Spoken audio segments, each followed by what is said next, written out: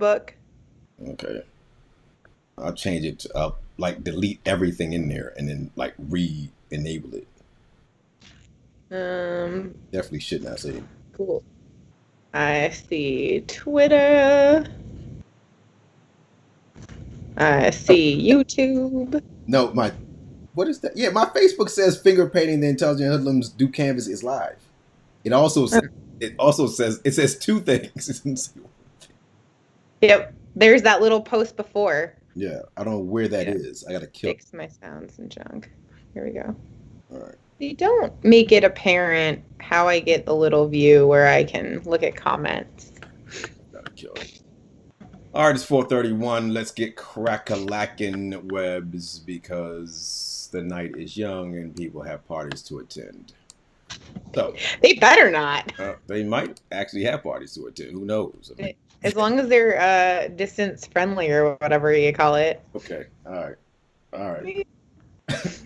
Yeah, okay. So we've seen some of the pool parties. I don't know if you've been checking out social media, some of the pool parties and stuff that popped off. There's been some people who are like, "I'm over COVID, and COVID is over me, so I'm gonna do what I do."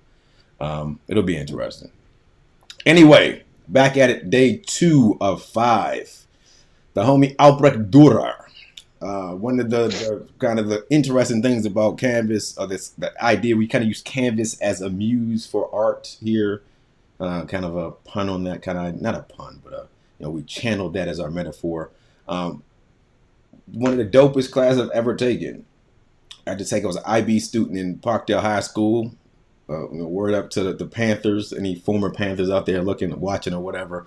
And we had 2 years of art history at Parkdale, and it was all in Spanish. So it was like Oh, mad deep. Like she did not speak any English during the course at all, which was amazing. And that's when my Spanish was really good. It's fallen off since. So lo siento mucho, mi gente, pero no puedo hablar como los años antes. I still can speak a little bit though. Anyway, that's pretty good. we I'm back. really curious if this is going to translate in Spanish or if it's going to like just totally mess it up. Like this morning I was out walking the dog and I went to send a message using like the voice thing, but I didn't realize that I was on my Italian keyboard and so it just was like a mess. Indeed, you like Yeah. ordered like a mob pit or something. It I don't know about all that. I probably said like the shark has a blue nose or something. So, oh man, totally out of order here. Albrecht Dürer, kind of a famous, not a theorist. He was a painter. He was a woodcutter. He was all around. Like if he would be an intelligent hoodlum, Webs. He would be one of our crew. He was our kin. Kind of a firebrand wonderkin type dude. He was dope.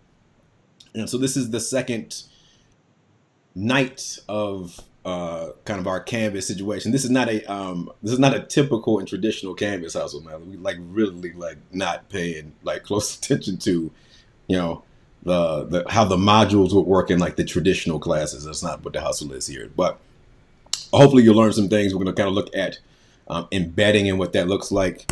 As always, we are the Intelligent Hoodlums at Trusted Hoodlum, www.theintelligenthoodlums.com. Webs, introduce yourself. Thank you for that. If you were here yesterday, sorry you have to hear this again. If you've heard this before, sorry you have to hear this again. I'm Webbs. I'm one half of the Intelligent Hoodlums. I was in the classroom and working in education for 9-ish years. I was a classroom teacher, second grade through fifth grade. I was tech integration specialist in humanities.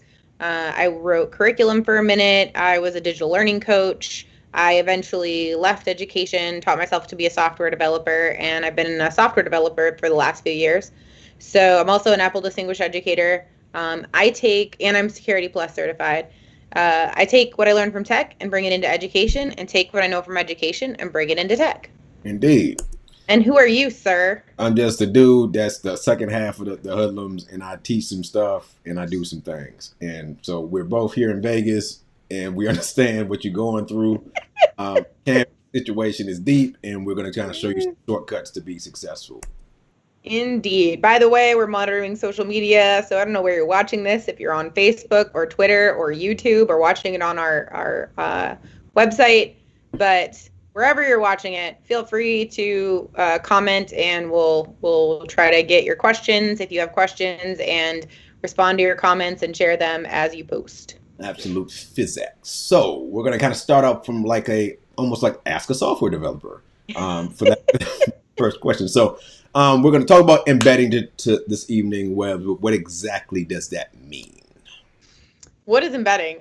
So web pages are composed of, I feel like this is a test. Web pages are composed of, like, their structure is built with HTML, which is hypertext markup language, and that creates the structure, kind of like the bars of a building.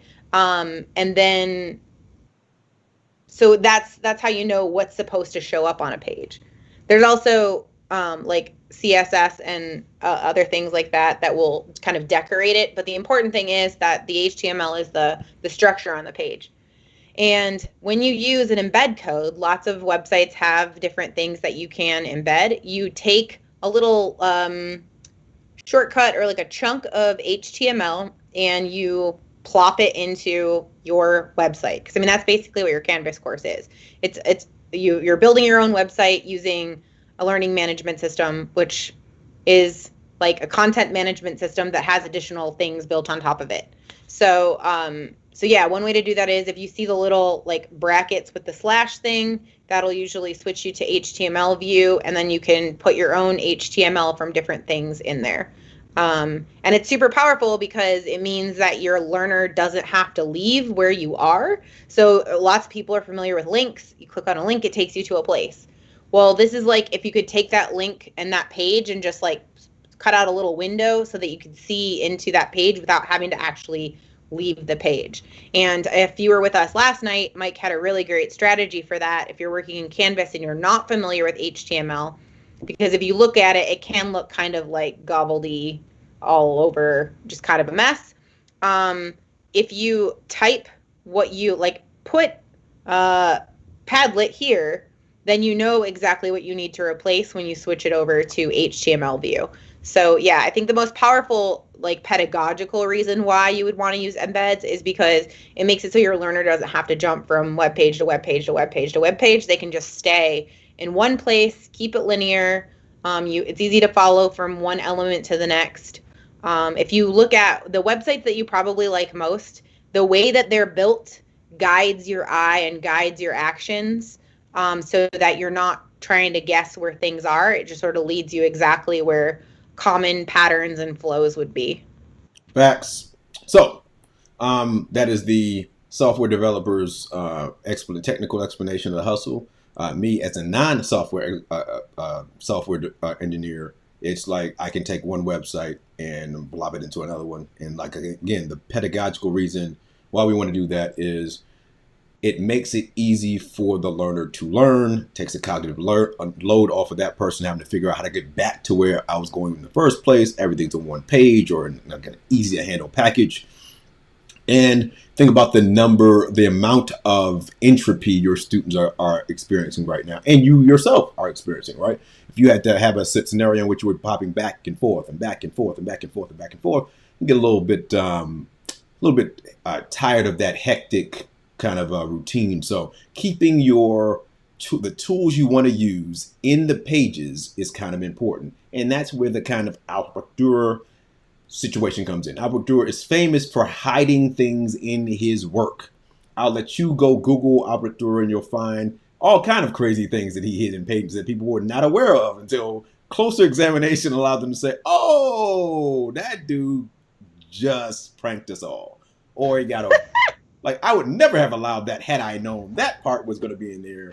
And Dürer is just like a master of hiding things. Like common term Easter eggs, right? If you watch movies, especially the Marvel movies and Disney movies, they're Easter eggs. They're hidden pieces of other movies or references to other movies that happen to be embedded there. And if you pay attention to them, you can find them very, very quickly. Tons of video games do the same thing, TV shows, et cetera, et cetera. So hiding things is good because it keeps the learner from having to chase you. And especially if you're like myself, if you got kindergarten friends who, like, once they're on this other website, it's going to be really difficult for me to get back to the original spot. Or Go ahead, Webs. Oh, I was just going to say, I think this is one of the fundamental shifts that as educators we kind of have to make into this virtual learning world is, and probably something that we don't think about, right? When we're physically in the same space, we have the ability to guide and redirect a student because we're physically sharing the same space.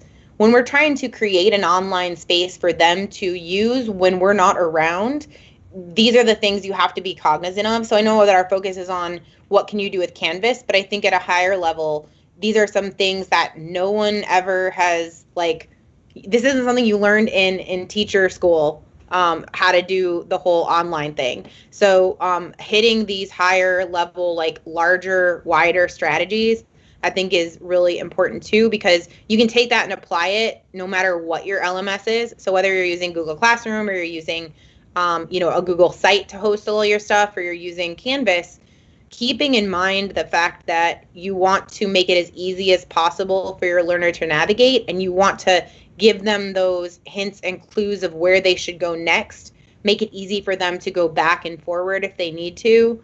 I think those are really important lessons to take away as well.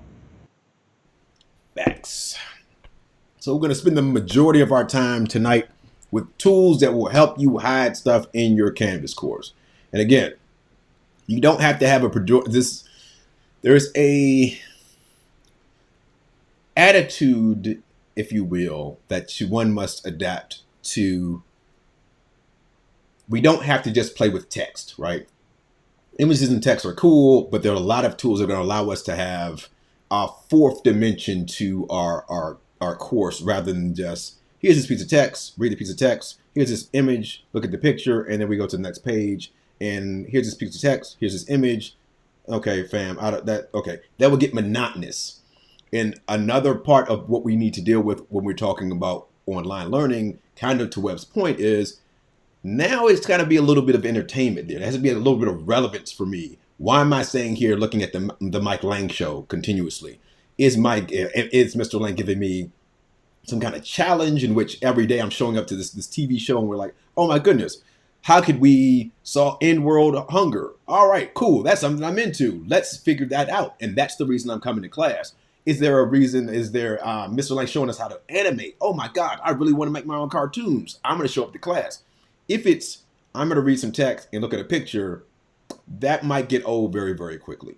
So what we don't want is a scenario in which students as volunteers, and I continue to kind of harp on Phil Schlecki. If you're not familiar with Phil Schlecki, we'll kind of go over what his work on motivation tomorrow during the course, or during this time, or podcast, this television showish type thing we have going on here. Let's go episode. We're calling it an episode. Episode, exactly. We'll kind of look at Schlecki a little bit, but motivation online is going to be really interesting, and we're going to have to appeal to certain places that perhaps we could coerce kids to get to face-to-face, but you're going to have to appeal to a kid to get online. Anything to add, Webbs?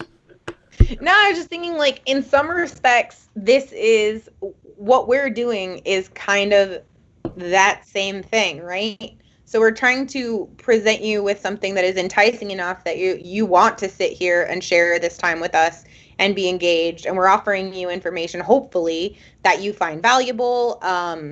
So it's kind of the same thing. And if you notice, for those of you who tuned in yesterday, we offered some, like, a Wakelet for you to work from. And also there was something else we shared, but I can't remember what it is now. I don't know, I'm drawing a blank. And you have a practical reason, right? So hopefully what we're giving you is a tool that you can now put into practice in your Canvas course or your Google Classroom or whatever you're using. So this is sort of modeling that same idea of, hey, this is our direct instruction time where we're kind of walking you through some stuff that you can use. How you choose to create your Canvas course is up to you, and you have a real, like, kind of you have a real world reason for completing it and getting that assignment done, because you have a real audience that you're going to be creating this for. So your students, if you can offer your students the same type of thing, like a real world audience that they can create a product for, that they know someone's going to see at some point, give them bits and pieces of information, shorter than an hour probably. But even then, we watch our viewer count go up and down. So there are people who are tuning in, checking it out. Hey, I'll come back to this later. Your students are going to do the same thing, the same exact thing that you do. They have the same habits. So, yeah, just that's something to keep in mind. Think about what your habits are like, and model your teaching so that you would be engaged in whatever it is you're teaching. Facts. Now, that being the case, we're kind of the majority of our time today is going to be looking at tools and then looking at those tools at the end. So Christia has a very, very dope comment. Definitely do feel more like a designer. Definitely. And Webb's like favorite book to holler at is that was it the 9 Designers Design book or whatever it's called? Yeah. Yep. So a lot of this is simply knowing what tools will give you what power, and I think Canvas is a powerful LMS. It is. It's not the most intuitive though. It's very powerful, and that's why a lot of times I say forget building with the text. Build in tools that you know and bring them by embedding them into Canvas. Now I built a page all in a tool that I might already be familiar with. We're going to kind of walk through these tools the majority of the time. There is a Wakelet. We'll share that link with you at the end. Kind of got ahead of ourselves. I put in the Facebook group afterward. But Webbs, if you could, like the minute before we get off the air, shoot that in that Facebook group, I'd definitely appreciate it. For sure. Now, first and foremost, if you are Clark County School District friends, you have a premium product at zero cost that needs to be exploited at every occasion. Your students also have this premium product at zero cost. So this is one that you should exploit whenever possible, and that is Adobe Spark. Like Adobe Spark is mad dope. Go ahead, Webbs. Give me a practical application for Adobe Spark. I'm going to show because you. Okay, awesome. See, it's like it was planned. Because I as someone who's kind of new to this tool, I look at it and I go, cool, I can make some Instagram stories or something. Is that what they're called? Or I can make a Facebook post. But how do I use that in my if I'm teaching ELA in 3rd grade, or I'm teaching math in 3rd grade, why on earth would I ever want to use Adobe Spark? I don't see how that fits into my classroom. Facts. So again, let's start from the top. Like the first couple weeks of school. First couple weeks of school, you're going to be dealing with like community building in your classroom, getting to know your students, et cetera, right? All right, cool. Let's do that with Adobe Spark. And again, if you're a Clark County School District friend, I'm going to hit that sign. I can get start now or sign in. Either one doesn't matter. And you're going to go to log in with school account. If you've never logged in at ever in Adobe Spark, every now and then you're going to have to put your AD inside there. Sometimes people have to do that. Most of the time you just hit continue with Google. You choose your Google account with the district. Enterprise ID is what you want. When you click Enterprise ID, bada bing, you're looking here. Again, let's think about getting in school. You're like, oh my God. Creating for the classroom. They've got stuff already at the bottom for you, ideas and stuff. You can make a readathon poster, all those things that you're going to miss, like in your in your real space, the little posters you put on your wall and stuff. Why not decorate your Canvas classroom with some of those things? That's one idea. But I've got another one. So the get to know you situations, rather than get to know you, and this is what I'm going to give you something I'm going to do the first week of school with my students, is what's your brand, right? Having kids create a logo for themselves as a brand. So you're going to still do that same deal. We're going to introduce ourselves. You're going to think about, what your favorite colors are, favorite animals, what, characteristics that you like about yourself or whatever. Once they do it for themselves, the next week they're going to flip and they're going to have to build a logo for a friend that they've never met before. They're going to have to interview the person, find out stuff. So you can really flip this on its head. Now, how do you do that? Really, really simply, my friend. So I'm going to go to any of the graphics. Doesn't matter what it is. And I go to the social post graphic and I go to Instagram because it's a square. I like squares. Squares roll. So I'm going to go to square. Now, I'm not going to make an Instagram post. I just need to have the square there. So it doesn't matter if you're a designer, you're not a designer, you're somebody who really understands art, doesn't understand art. None of that matters whatsoever. You'd have the kid go and do their little research about themselves. Hey, I like green and purple and I like dragons or whatever it is. Doesn't matter what it is. And I'm going to come over here. You can also send to Canvas as well. So that was like the piece de resistance, but they kind of spoiled it for me. So you can send this to Canvas. This is integrated into your Canvas. I'll show you where it is. But anyway, if you have that plus sign there, you're going to see the word icon, right? Icons are just going to be symbols. That's what I want. Great. So, kid can do multiple icons, one icon or whatever. I'm going to push into see. I've never tried octopus before. Yes, they have octopus one. So cool. We'll go through here and say, wonderful. I like that. That's what's going to be my logo. Octopus, because I'm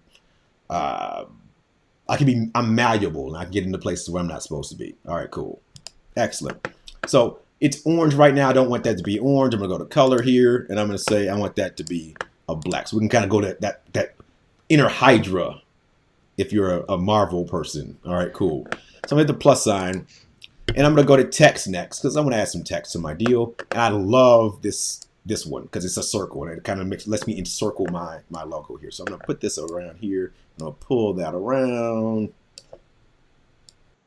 While you're doing that, one of the things I really like about Spark is that it's available on the web. So you don't have to worry about it being an app, although there is an app if you use an iOS device, and I'm imagining probably for Android.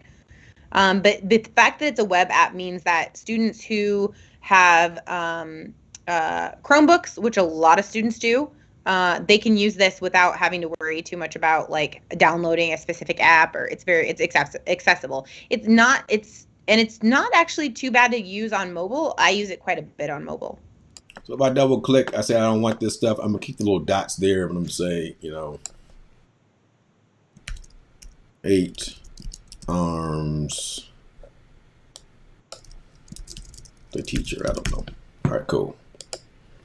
Now, looks real cool. I did that in like 25 seconds. My first grade friends generally literally they take that long. We do a lot of pre-prep work about animals and colors and stuff like that. So they already come to Adobe not having to think about what their logo is going to look like. They just need to find the logo and to change the colors and change it, whatever. And you'll have kids that go and they'll play around with all kind of stuff inside here. We're going to do this really, really simply.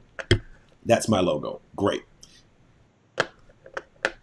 I'm going to come up here not to share, but to download. And I'm going to click download. And I'm going to go and make sure it says PNG. So I want that very first one there. Hit the start download button. And it's going to say, yo, Mike, do you want that white background or do you want it to be transparent? I want it to be transparent because this is going to be this kid's signature on his work or her work the entire year. Every time they build a presentation, they're going to throw the 8 arms of teacher on there. Every time they do a podcast, we're going to throw that on there. Anytime they do anything, just like a brand would work, your brand is who you are. Hey, that's the 8 arm of the teacher logo. I know that stands for quality. Transparent PNG. Great. It's going to ask me, yo, what do you want it? I'm going to put it on my desktop. I'm going to call it the octopus 8 arms and put that on my desktop. All right, save. Great.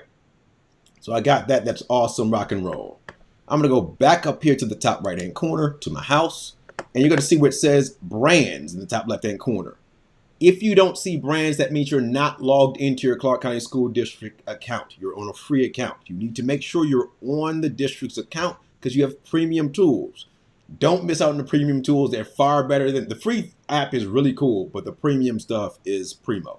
Hit the brands. You're going to see where it says create a brand. All right, great. And you can create as many brands as you want. If your kids, collaborate with one another and they add a different deal or whatever, they can create brands for anything. Now, the other cool thing I like about this is it'll show your logo on these different in these different scenarios, which makes it really, really, really, really cool. So I'm going to hit the upload your logo. Great. 8 arms. Okay. Wow. My logo is there. That's pretty dope. And you'll see it reflected on these other ones as well. Really cool. That's amazing. I didn't even have to do squat. Now I can say, what colors do I want to deal with? I want to have red, like I'm going to actually go Hydra here. I'm going to go red and black. So red, black, cool. I've got that red and black background. That's really dope. I got this little video that's going to play. Cool. What font do I want? All right, cool. What could be like a hard font that I like? All right, what do I like? Let's go local brewery. All right, cool. And you see how that changes instantaneously. How cool would that be for a kid to do, no matter how old he or she is, to immediately that first week in class do something really dope, relevant. It's relevant to me. It's my logo. I can use my logo to do whatever I want. Webbs, what's up? Two things. One, so to tie this into like an ELA standard, speaking and listening, you could have them do a recording where they talk about why they chose their logo. You could also have them write it out. You could, if a kid would rather write something, they could write out, hey, this is why I chose this logo. This is why the octopus is significant to me. So now you have an assignment that's standards based, built in. And it's also an icebreaker. So they can share more about, maybe you have them do during a Google Meet, you have them each go around and share what their logo is and why they picked it.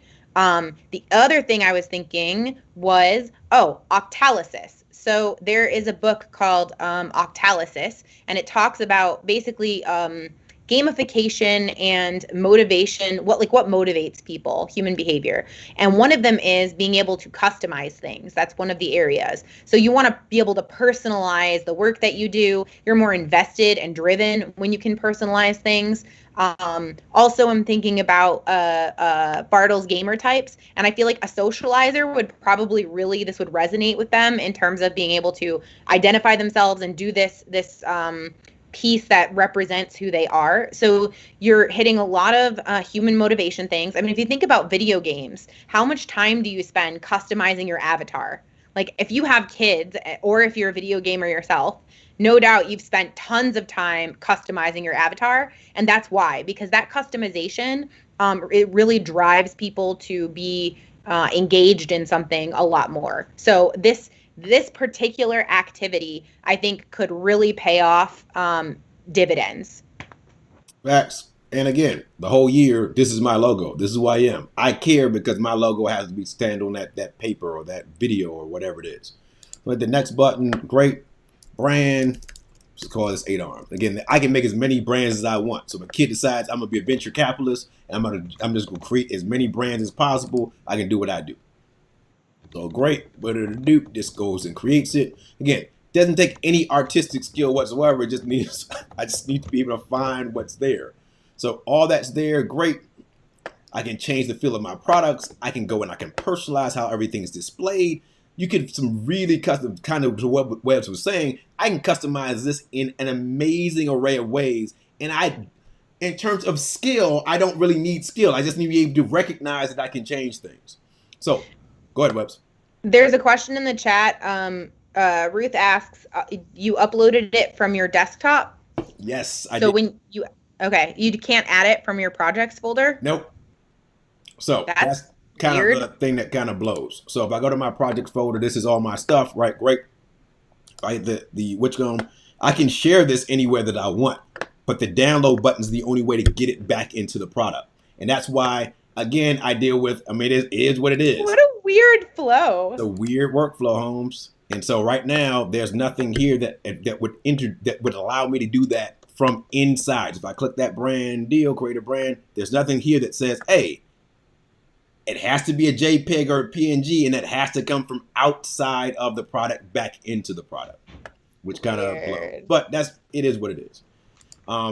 It also, though, again, look at that as a positive. It shows kids how to download, where to find things on their desktop, and where to put those things back in. And that's going to be a skill that's necessary. It's not going to always be everything works nice, neatly in the package. Sometimes you're going to have to download some things and put things back certain places. So it's what it is. That's a good point. Ruth says kids will always have their logo on their desktop. Facts. So no matter what I hadn't even thought about that. What app they're using or whatever, I can always throw my logo on it and say, instead of writing my name, here's my logo. Here's the 8 arms. Oh my gosh, he's amazing. You put the 8 arms on everything. And I can go in my YouTube channel, my whatever, it has the 8 arms logo or whatever. And then who's to say 10 years from now when that kid has got 5 billion followers on YouTube and using the same logo, you were like, yo, you owe me some royalties, fam. I showed you how to do that. So anyway, that's like that's an easy activity to do with your people, with your students that is like zero prep time. Like literally we did that in 5 or 6 minutes. The biggest prep time would be going through and doing like your usual stuff, getting to know you. They write down my favorite colors is I like ice cream. I put my left shoe on first, whatever it is. And then taking them here and showing them that this stuff is here. It's free. The biggest kind of thing you're going to have to navigate is logging into Spark for the first time. But it is what it is. So I got that logo, and I want that logo established first because that's going to allow me to brand everything else that's here. So I can brand my graphic now. So I have my little logo, but I can also go to video.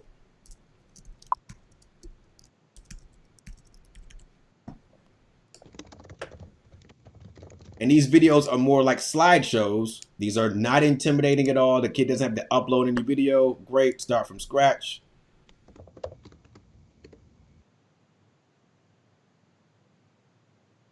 Video is going to pop up. Great. This is like the tutorial little thing. I don't need that. I'm going to change that because I don't want that brand to be there. Some of my themes. I'm going to go and change. I'm going to go to that new brand I just created, that 8 Arms brand. Bada bing, my 8 Arms is there. The last page is going to have my logo there. Awesome. I can put, if I built my little Google site, I can put my Google site there. Me, teachers always going to know, hey, this is, 8 Arms is a brand you can trust. I do my work well. My stuff is dope. And you will love my stuff because I'm amazing. Now, I'm going to pretend that I put a whole bunch of stuff in here. So, I mean, I'm going to put a photo. You can put, this is integrated with Unsplash, just like Canvas is. We looked at that last night. So, I'm going to just put, you could also have kids like, what is your your slogan or your motto? You could come up with that if you really wanted to do that. So I'm gonna use that. All right, cool. So the 3 tentacles that are there, like fear the tentacle or whatever, I could say whatever I wanted for the logo. I mean, you can have kids go really creative with this. So anyway, here I'm gonna hit the share button and go to publish. Or I could turn it in. If you make it an assignment, I can turn it into Canvas as well. So if it was an assignment. But you as teacher, say this is not an assignment. I want to utilize this as a brand where you can brand yourself. That's the other thing. What is your brand? This is the, Ruth, what will be your brand? What will be your logo for your class? It's another way to kind of like make it even more dope for you to do your online stuff. What's it there? I'm going to call this Fear the Tentacle. I feel like you're totally glossing over Spark Video too.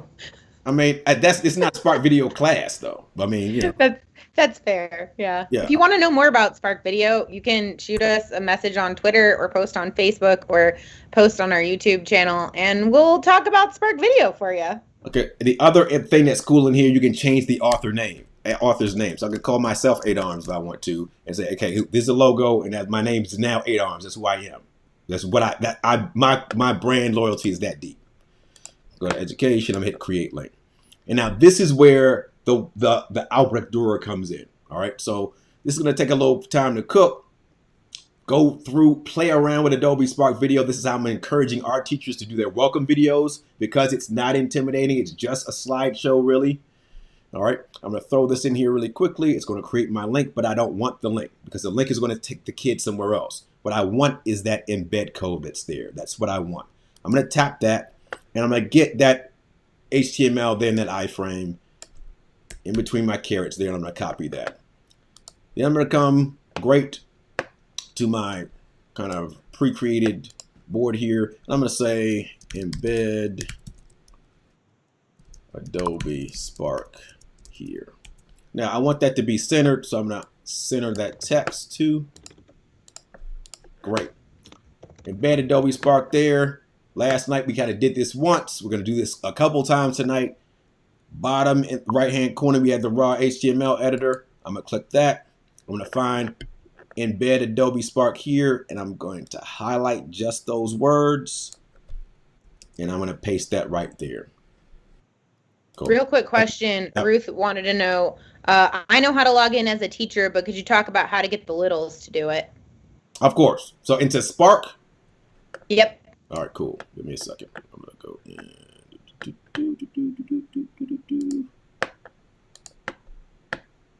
I think about this earlier. I was just playing around with the Spark here with some tables, and I didn't think about the fact that I didn't want that table there, but it's all good. So I'm going to put that there. That's okay. It's real experience. Oh, indeed. Well, this is legit, like what your flow looks like when you put something together. So if you don't like it, delete it, move things around, do what you need to do. It's not that big of a deal. All right, great. So in terms of our little friends, I'm going to log myself out really quickly.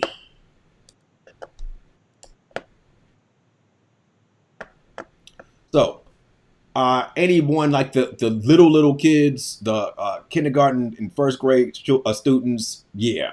If they're using Chromebooks, you don't have a problem at all. Because once they they have to log into the Chromebook with their Google information. So when they get to this place, it's going to recognize them and they're going to be fine. You're not going to have an issue. The issue is going to be like on iPads is where I have my problem personally, because there's three separate apps. Go ahead. Personal devices, any kind of personal device where they have to log in. Different situation. And so that is going to be a little bit of tougher go, given that you're not going to be physically with the students to kind of walk them through how to do any of those things. So one of the big things right now to get prepared is try to get your class list as early as possible and make contact with those parents. Let those parents know in advance, these are some sites that we're going to be utilizing. If you wouldn't mind, this is how you would log in. Here's this little video that I've included, or an infographic. This is the workflow. If you can get that into your student's hand, great. If not, there are going to be some pain points in terms of you having to go and be frustrated with kids. But you're going to also have a situation where I've got my office hours. If you can't log into Adobe Spark, totally cool. Come to my office hours and we'll share screens and we'll walk you through what you need to walk through. All right. It's just going to be a situation where we're going to be patient in all facets. Like, again, my kindergartens and my special ed friends, I'm generally in the room. When a kid gets frustrated, I can go right over to the device and manually input and say, you're good now, Bob, and go. We're going to kind of have to be patient with ourselves and our little friends at school. First through fifth, generally at our school, they're able to do what we need to do. We're at 1-to-1 iPad school. The problem is a lot of those kids are going to have Chromebooks now. So that's going to look different for them in terms of logging in as well. So it would be the same process, though. They would come to spark.adobe.com. They would log in with school account. Generally on the first try, if they hit continue with Google, they're good. If they don't, they're going to have to type their entire email address out here, hit the continue button, and then their entire password out. So there are multiple philosophies given the emails and the passwords. The district, I know, did not reset passwords. So if you want the passwords reset, that's a site-based decision. It'd be something that I would do in terms of being absolutely, especially kindergarten, K-5, to be absolutely positive that every kid knew their password. I would just reset them all and, just tell parents this is what the naming convention for their password is, and then rock and roll. I would not deal with Bob remembered his from August, but it's wrong. Now I got to figure things out. The CCSD also has a very interesting way to get there. If you go to, I believe it's my account. Yeah. So you go to myaccount.ccsd.net. That's where the kids can go and change their password as well. But that's kind of difficult in the hands of somebody who's 5. So it might be cool for you just to do that. Go ahead, Webbs. Oh, just as a information security tip, if you're wondering what the default password is for a student, please don't ask it in a public place. Yeah. If someone asks in a public place, don't answer their question in that public place, because then it becomes very easy to access a student's email, school account, whatever. So just be aware of that. If someone needs to know that information, contact them 1-to-1, but don't share it in a place where absolutely anyone in the community could access that information. Absolute facts. Also, highly recommend a password manager if you're not using one. I personally use LastPass, but it is. I have several testimonials from many people, and if my mom is still watching, she is one of my biggest supporters when it comes to advocating for a password manager of some kind. Facts. All right, so Adobe Spark, that's something that's premium for free for every Clark County School District teacher and student. That's why we started with that one. We're only going to deal with 2 other ones because there's a likelihood that one is going to be adopted district-wide as well, and the other one is just like I call it the Thanos app on the internet, because It brings all the entire gauntlet together, brings everything together, and it will cut, with a snap, it will cut half your prep time in half, or your prep time in half. So it's the Thanos tool. It's a tool that every educator should be aware of, and I'm going to show you that last. So also inside there's, Flipgrid. If you have time, we don't have time to kind of go through Flipgrid. This is another one that's super dope. Will integrate into your Canvas, not a problem. Loom is great. Nearpod is the other one, right? So Nearpod there's a high likelihood on Thursday. I believe that the notes have kind of spilled out to the public where there's going to be that's going to be presented to the school board as we want to buy this for the district. That's the rumor anyway. So you will probably have access to this tool. If you're not familiar with it, they had some upgrades in video for using video in the last couple of days. Edpuzzle, unfortunately, is not on the district, good list, even though it's a dynamic tool. So this is kind of how, like, bootleg Edpuzzle. You can now embed video you can now embed questions and whatnot into video inside of Nearpod. So I'm going to just build this really, really quickly and then show you how to embed it inside of your deal. Hit the plus sign there. I'm going to go to Lesson in Nearpod up here at the top. And Nearpod has tons of things that I can do. Hit the plus sign. I can add video. I can add a slide. And I can add different things to a slide. Any internet source, anything that has a website can be added. Vocabulary, if you're into the hippie hop and stuff like that, like the young kids are into, you can go do the hippie hop inside your deal. Nearpods, 3D. So if you want to do 3D stuff. The field trips, so bringing that reality to your students, you can build that's inside of the deal. Even if the kids don't have a 3D viewing device, they can use their mouse to scroll around and see the area that they're in. Graphing calculator, BBC's video is inside there. There's a PDF viewer, so if you have a PDF on your device, you're good. Any audio, slideshow, vet simulation. This audio is audio you upload. If you want to record audio, you're going to have to use the slides function that's there. There are also activities. Time to Climb is an assessment tool. You can have kids draw on the screen. Collaborate Border for the live sessions. You can deal with that. Open-ended questions. Matching, especially for our little friends. A poll, just like you can do on Twitter or Facebook. Quizzes can be built into there. Fill in the blank. Flipgrids, if you're familiar, the Flipgrid would be a tool that I would spend some time on, and a memory test as well. But I'm going to go and I'm going to start. What? I'm going to start with the video. I'm going to just walk by the window. I'll be right back. It's all good. So you've got videos that are already pre-created with you. So let's go ahead and just say I'm going to look for animals, right? Excellent. Wonderful. I'm looking for animals. These are already things that are built. If I click on one of them, you'll notice that these little circles tell me the questions built into that video already for me. Great. I'm just going to save that. Usually I would vet them, but our time is getting short, so I'm just going to hit the save button. That's going to pop inside there. Great. So that's my first slide. Unfortunately, I have to add the slides one by one. So I'm going to add the slide again, and I'm going to say, cool, we're talking about animals. Perhaps I'm going to think about animal mascots. So I'm going to put ESPN inside there. Great.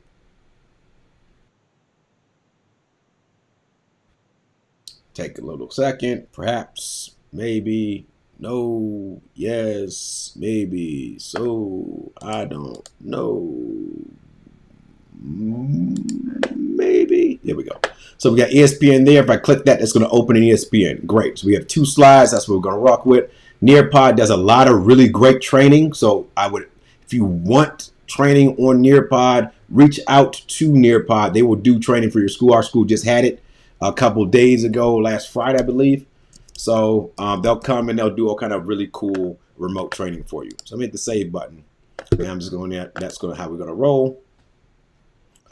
Now, great. I can keep all the content in one spot. So instead of making multiple pages in Canvas, I can make one activity where the kids are going to be walking themselves through what they need to walk through. All right. I can do this live, so I can do this for my synchronous class, or I can do it student paced. So I can do this, hey, yo, I'm just going to deal with this as kids go through what we're going to go through. Crisis averted. There was just some random person in my backyard. Interessante. Good times. Indeed, indeed. We're good that you're safe. That's interesting. All right, so Again, if you hit, again, you got two choices. You have live participation, would be how you would do your synchronous lesson with Nearpod, or student paced. And if you look at student paced here, I'm going to cancel that one. Actually, click it. We're all about the action and adventure here at the Intelligent Hoodlums. So requiring student submissions, if you want the kid to like turn in the work, if there's a quiz or something they have to do, you can put that on. But I'm more interested in that embed code. And that embed code lets me choose if it's small, medium, or large. Let's go medium. I'm going to copy that. Again, if I go back to my page, in theory, I would start another page or make this look a little bit more pretty. But I'm going to click there. Go back. And bada bing, my Nearpod is inside here. So Nearpod, great. It's a great tool for just synchronous learning. So me as teacher, I'm leading my students through this activity, or I've given you all this information and I want you to do this little quiz Nearpod thing to learn more information about it. It's a great tool. Hopefully we have it all as a district because it's an amazing tool for those purposes. Webs, anything to add? I don't think so. And also, I'm not entirely sure what all you covered. So we're going to say we're good. All right, excelente, because we got 15 minutes. All right, now, Nearpod, again, probably universal. In a couple days, you want to make yourself aware of that and how that works. The last one is the Thanos tool. This is one I wanted to spend a little bit of time on. Thanos tool is called Wiser. If you're not familiar with Wiser, this is one to spend some time on too. Again, it's cut my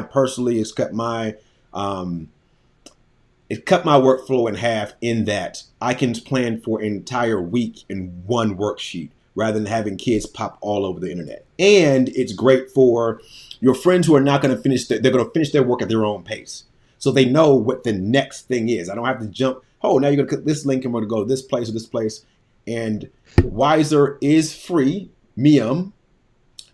There is a $35 yearly thing if you want to do that, if you want to differentiate the worksheets. I pay every year just because it's really dope, but you don't have to pay. Did you say $35 for the year? For the year, yes. Oh, okay. That seems reasonable. Also, I really feel like they need to rename them because worksheets really undersells what it does. Definitely. It's not a worksheet. It's like, again, they should call it the Thanos tool is what they should call it. But I feel like there'd be copyright issues there. They'd call it like, I don't know, the snap tool or something like that. I don't know. Now, you can select the design. I don't really care about any designs or anything like that. You know, we want to deal with this, that we can. But it's these tools that happen to be on the screen that are the important deals here. So, open question, multiple choice, all that kind of stuff. That's awesome. That's beautiful. But, we're about to blow your mind because you can embed inside of embed. Like the embed code. I'm going to go up to, oh, I closed that, didn't I? Here real quick. So if I want to keep all my stuff straight, I don't want to deal with the, let's design a page. I don't want to design pages. I just want to put something on the page and rock and roll. I don't want to design pages. I just want to deal with teaching and my Google Meets and all that kind of stuff. I want all that stuff in one spot so the kid has no excuse not to know where we're going on a daily basis. This is a tool to like absolutely positively say, yeah, I know it's error. Absolutely positively say, yo, kid, you have no excuse not to know where we're going. I'm going to click there, and I'm going to share. Oh, come on. And I'm going to publish again. And I'm actually going to open Google Meet in just a second, too. But embed code. All right, cool. Copy that. So first thing I'm going to do is I'm like, oh, okay, cool. We come here. Oh my gosh, my video goes right inside there. That's really nice. Don't got to do squat. Boom. So I got my little video. I want my video to be. Excellent. Now I can say, okay, cool. I'm going to ask a question. Now, the cool thing about this is, especially for our little friends, we're going to have functionally illiterate people like making fun times for you the entire school year. And you're not going to be physically there to help your functionally illiterate friend navigate things. So we want as little entropy in the system as possible. We want our low illiterate friend to go one place and have all of the tools in one spot. What are our illiterate friends not going to be able to do? They're not going to be able to type.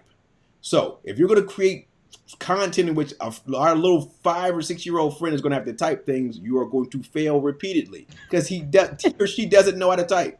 So what can we do? First and foremost, go ahead, Webbs.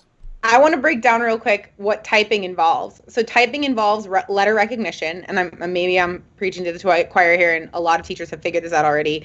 But typing requires letter recognition. Something I didn't think about when I was a humanities teacher for the first time teaching kindergarten. Like, oh, they don't know what an R looks like, so this keyboard is completely useless to them. But it may not be something like when this is your now primary way of teaching. Something that you may not think about is the fact that they're really probably not going to be able to use a keyboard. You're going to want to start them out with just being able to either dictate using a dictation tool or voice recording their responses. Just like I'm pretty sure like early on you'd have them verbally tell you the answer to certain things. So and also making sure that because they can't read, you do those voice directions so that they can click the play button and it will read the directions to them. So built in here, I can go and say, cool. If a kid can read, they're a genius 5-year-old. They're already on their way to Oxford. We're good. You can read that. I'd also say, okay, cool. Go ahead and click that button. What are your favorite things about yourself?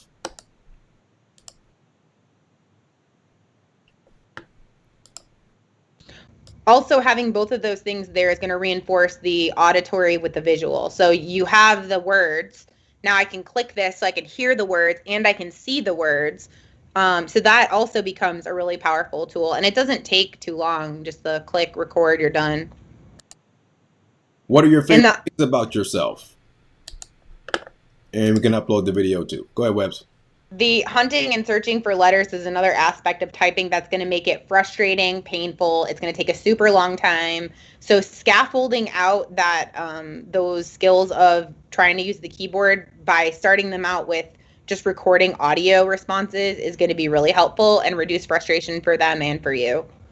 That's the instructions. That's the instructions. That's the instructions. And they don't need to type. They can give me the voice as their answer or video as their answer.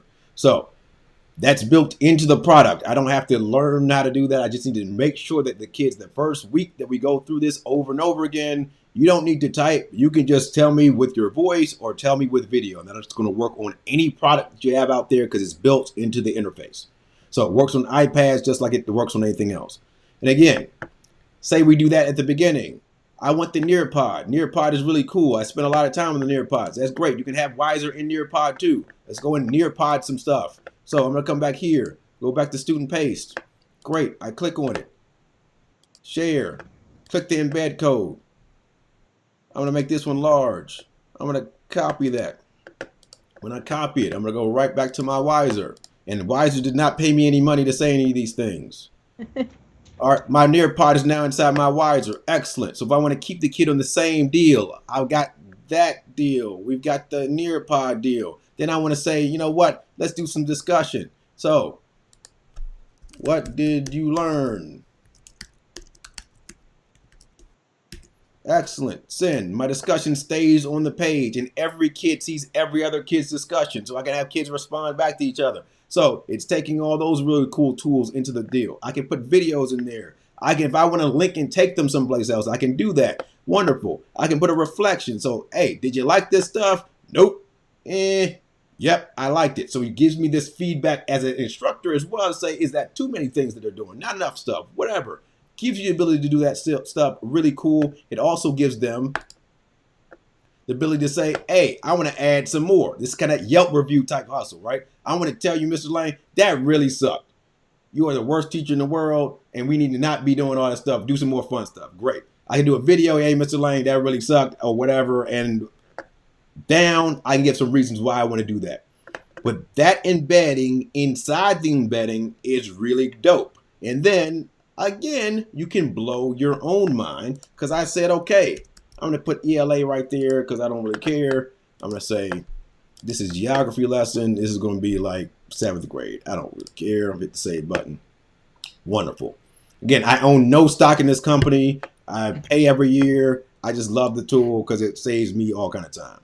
So Don't care about that at all. That's my little janky worksheet. Go to assign to learners. You're going to see that I can do it via link. And this is kind of like, oh, you undersell yourself. I'll click via link, create assignment.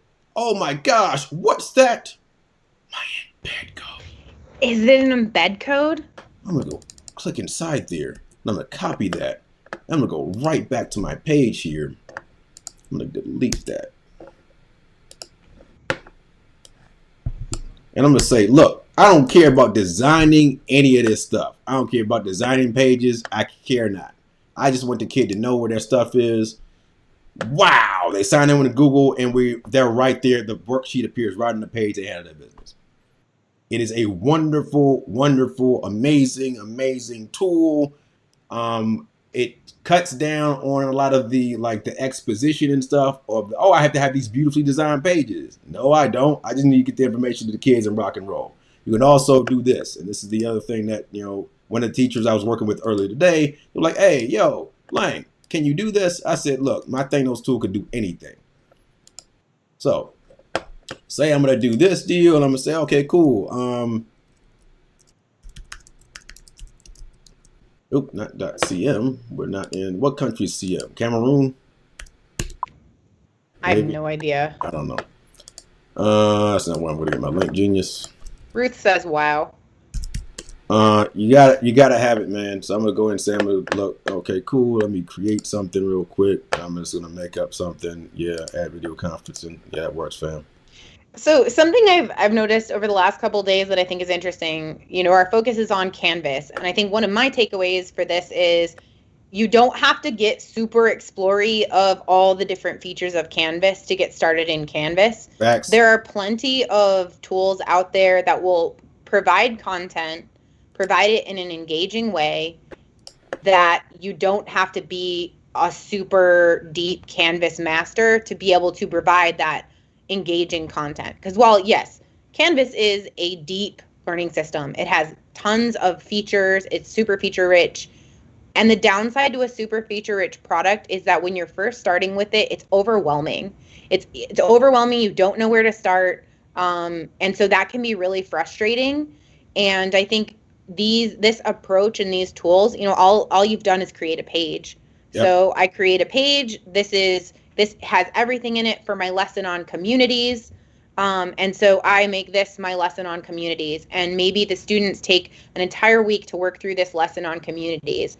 And you're popping in, you're meeting with kids one-on-one, you're reinforcing with your live lessons that you are either choosing to do or are forced to do, whatever that situation is. And it is, as you've added the Google Meet, it's super approachable even to add that. Like, okay, I know exactly where I need to go for this. It's embedded now. I don't have to jump around to a bunch of different places. I don't have to create my own buttons if I don't want to. It's already done for me. Again, cheating is better at this situation, right? It takes some time. Not that you shouldn't learn how to do all the stuff in Canvas, because I think it's worth that. But right now, in the short amount of time you have before you see your students, and the erring on the side of your mental health, far better at this point to say, I can take this tool and I can build a page inside of Wiser that's going to be as deep and as rich as it would be in Canvas. But here's my Google Meet. Cool. At 9 o'clock, we click here. Here's this. Here's this other thing. I put another Google Meet here. This is our 10 o'clock Google Meet. Then you do this. Then you do this. Here's another Google Meet at the end. That's our closing Google Meet, whatever. This is your homework. Boom. Everything's on one spot. I don't have to leave the page, man. I can just get all my stuff done. Mom and dad, when they come home from work and they're tired, they can be like, look, I don't have to go chase the internet. The internet's right here. It's all here. Everything's there. I don't have to go and try to figure out what the teacher wants me to do. You can build YouTube videos, anything you want into that singular page. And it relies on a lot of common patterns of web design. So you're going top to bottom. The feedback thing is thumbs up, thumbs down, thumbs in the middle, I guess, if you are in between. The buttons use very common icons. The flow is very similar to any web page. So it's not like you have to do a super deep onboarding for parents to navigate through something like Wiser. It's in that respect, it does navigate very similar to a worksheet.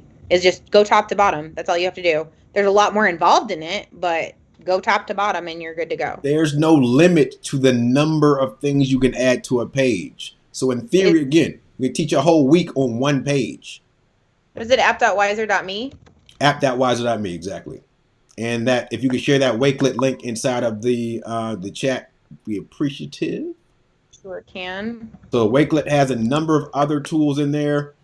So you got your Spark, you got Flipgrid, which you should check out. Loom is like the video recording screen software that I would utilize. We kind of look at this a little bit more when we talk about your studio. Wiser, again, is the Thanos tool. Google Calendar. If you're going to use K5 friends who are not going to rely just on Canvas, Google Calendar and using Google Classroom's Google Calendar to show kids where their assignments are in Google Calendar right in Canvas, I just click the link and I go directly to my assignment without having to go anywhere else. I can just pop that in and out. Nearpod we looked at. ThingLink is great for taking images and embedding like videos and sound and all kind of crazy stuff in there. Satori is one of my favorite underground. People don't know anything about Satori. You call it history. Really, really dope. It's a like timelines on steroids type tool where you can embed again sound and video and PDFs and other things. Really cool. And Wakelet in and of itself can be embedded anywhere. So if I wanted to go and click share and can embed Wakelet directly inside of my deal as well.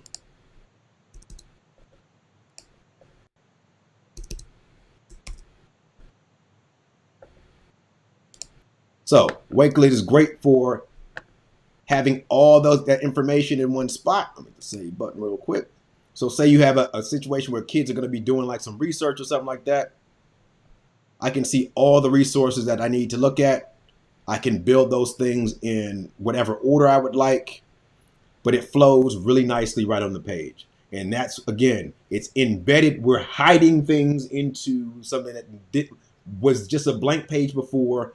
Don't spend so much time trying to build perfect pages. We just want the kid to learn stuff, embed the stuff on the page. God bless you. On to the next hustle. Think about it like Legos. I mean, that's basically what it is. You're putting all these Legos into your page so that a student can easily access information. The other advantage to embedding is, we talked about accessibility yesterday. Most of the embeds are navigable by using your tab key. If you have a screen reader, it makes it accessible. And a lot of these websites have some accessibility already in mind. So it takes a little bit of that like web design work that you found yourself suddenly having to do off of your plate. If you're not trying to if you want to build your custom buttons and themes and whatever, that's great.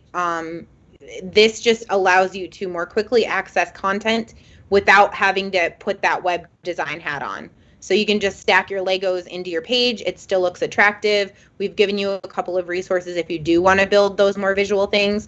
And it makes it really quick to access this information. So I'm thinking about this, like I said, as I have a topic or a theme or a unit. I build the whole unit in one page, and okay, week 1 of school is the getting to know you unit. We have our make your own logo activity, and also we're going to talk about maybe elements of design and how you would apply those. We're going to talk about how math plays into that somehow by talking about how many things you have on a page. So you can tie that all together into one unit, give them that one unit to work through, and your live time is supplementing that and reinforcing it. Facts. Do less work, man. Again, the Thanos tool in it of itself will cut down. If you think, big picture, even if you think day, right? Don't think play with your food. Don't think subject.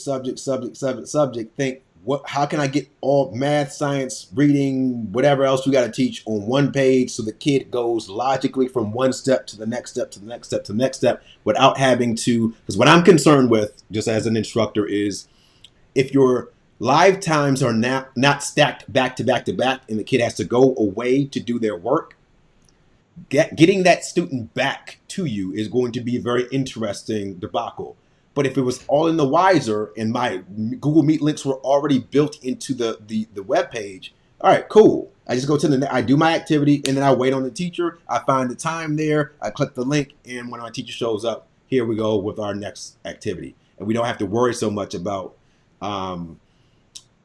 how we're going to find Bob again, because Bob could be lost on the internet. You know what I'm saying?